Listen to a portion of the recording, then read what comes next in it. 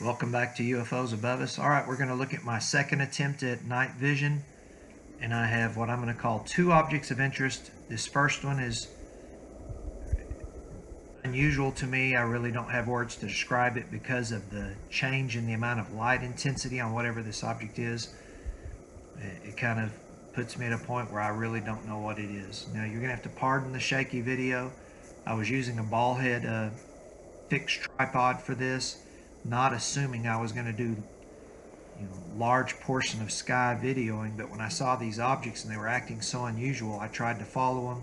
So it's going to be terribly shaky, and I apologize. It looks terrible, but the time portions when the tripod's not being moved, watch what this image that we're kind of tracking top to bottom as it moves across the sky there. And these were filmed today, March 2nd. I would say they were probably filmed at around 8:30 Central Time. Now look at the light intensity right there. Now watch it as it fades down. And this thing did this for probably, I don't know, a couple minutes all the way across the sky. It would be intense white, and then it would fade to almost invisible. And then it would slowly build up to intense white, brighter than any star around it, bright enough you could see it with your naked eye. And then it would become invisible, where even with the night vision I could barely see it. And you'll see a couple times I've lost sight of it.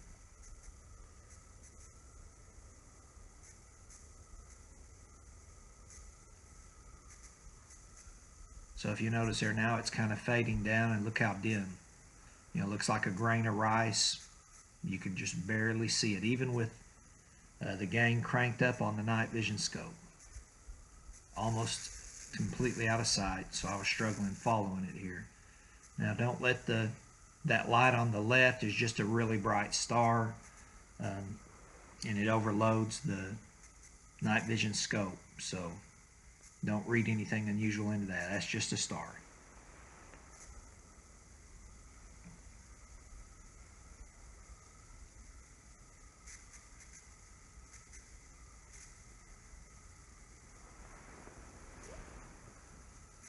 Okay, so I found it again, and you can see it's starting to build intensity again. So I guess the question, I don't have any answers for anybody on this. What is it? And I would love to hear, maybe there's somebody who knows a satellite out there that does this. I'm not aware of it. If there is, post it up. I don't know what this thing is. I'm not trying to say it's any kind of an alien anything. All I'm saying is that it's some kind of an object traveling through the night sky that got really intensely bright and then got so dim that you couldn't even see it with the naked eye and barely see it with the fully cranked up night vision scope. So what that is, I don't know. It certainly was interesting.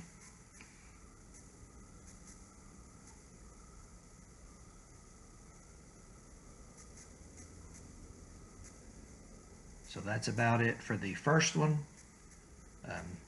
The second object we're going to look at, I am posting it because it had an unusual, kind of an unusual margin around it, doing the same travel as the first one in the sky there. You can see it going top to bottom. And this is another one that I followed for, I'd say, at least a minute straight across the sky, the night sky there. And, honestly, I have no idea what these are. This one's more, to me, would be more likely to just be a satellite. The only reason I'm posting this one, and I've already seen at least 20 satellites, and I don't post them if it's just a white oval or a white circle that's moving steady, slow across the sky, because, I'm assuming those are all satellites.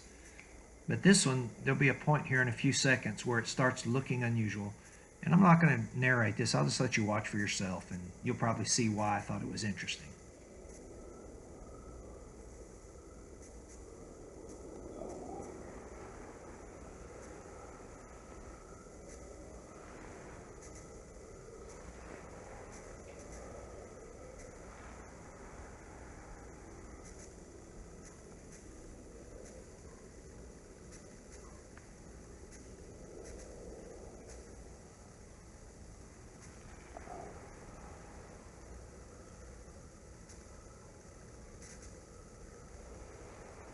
Are you seeing the something around the outside margin of that white light there?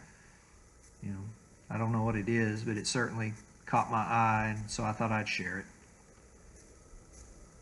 So again, I'm just starting to learn how to use the night vision scope, but it's just one more tool that I'm going to use to accomplish my goal, which is just trying to learn more about what is in the sky around us.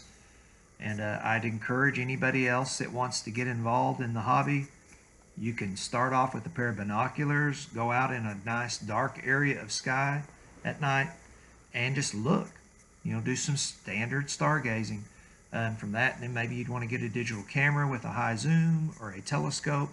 The more sets of eyes we have watching the night skies, the better off we'll be.